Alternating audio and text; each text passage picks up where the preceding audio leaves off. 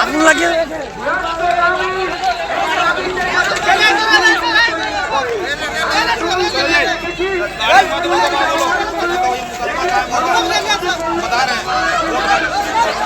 আমাদের দাবি, ন্যায্য দাবি, এই দাবিতে যাতে কেউ বিশৃঙ্খলা তৈরি না করেন। আমরা ড্রোন ক্যামেরা রেখেছি, কেউ অন্যায় ব্যবহার করলে, রেলের সামান্য ক্ষতি করলে আমরা কিন্তু এখন পরিষ্কার গণতান্ত্রিক শান্তিপূর্ণ পথে। আমাদের দাবি গান্ধীজি শিখিয়েছেন, সেই পথে আমরা আন্দোলন করছি।